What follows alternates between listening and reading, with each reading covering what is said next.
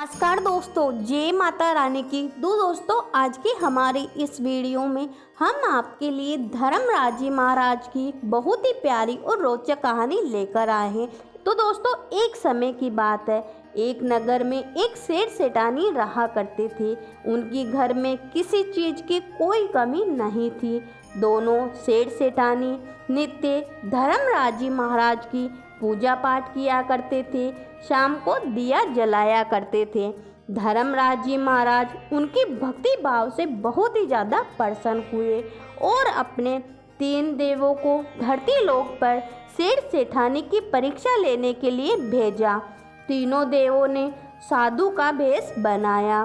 तीनों जने उन सेठ सेठानी के घर के बाहर खड़े हो जाते हैं। जैसे ही सेठानी दरवाज़ा खोलती है तो वह आश्चर्यचकित रह जाती है। तीनों साधु महाराज उसके दरवाजे पे खड़े थे। तीनों की लंबी लंबी सफ़ेद दाढ़ी थी। वह उन तीनों से पूछती है, साधु महाराज, आप तीनों को मैं नहीं पहचानती, बताइए क्या काम है। तब तीनों साधु महाराज बोलते हैं, पुत्री, हम साधु संत हैं, बहुत दूर से आए हैं, हमें जोरों की भूख लगी है, कृपया आप हमें भोजन करवा दीजिए। तब सेठानी बोलती है, हाँ हाँ महाराज, क्यों नहीं, आप कृपया घर के अंदर पधारिए, मैं आपको भोजन कराऊंगी। तब उनमें से एक साधु बोलता है, पुत्री, क्या तुम्हारा पति घर में है।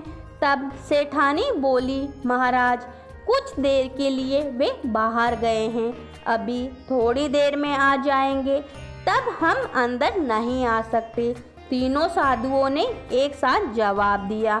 कुछ देर बाद सेठानी का पति घर में आ गया।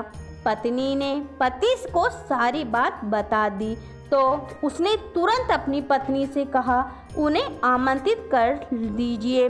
सेठानी ने ऐसा ही किया। वह साधुओं के पास गई और बोली, महाराज, अब मेरे पति आ गए हैं, कृपया आप लोग अब मेरे घर में प्रवेश करिए।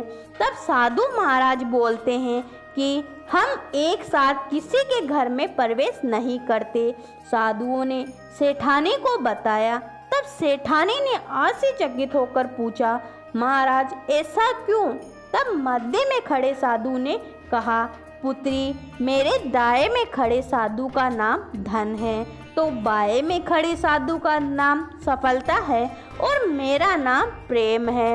अब जाओ अपने पति से विचार परामर्श करके आओ कि तुम हम तीनों में से किसको अंदर बुलाना चाहती हो।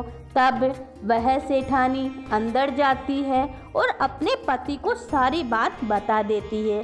पति बेहद खुश हो जाता है। वाह आनंद आ गया, चलो जल्दी से धन को बुला लाते हैं, उनके आने से हमारा घर धन दौलत से भर जाएगा और फिर कभी पैसों की कमी नहीं होगी। पत्नी बोली, क्यों न हम सफलता को बुला ले, उनके आने से हमें जो कोई काम करेंगे उसमें हमें सफलता प्राप्त होगी। देखते ही देखते हमारा घर धन दौलत से भर जाएगा और हम धन दौलत के मालिक बन जाएंगे। सेठ ने अपनी पत्नी से कहा, बात तो तुम्हारी भी सही है, पर इसमें मेहनत करनी पड़ेगी। पति ने कहा, हमें धन को ही बुला लेना चाहिए।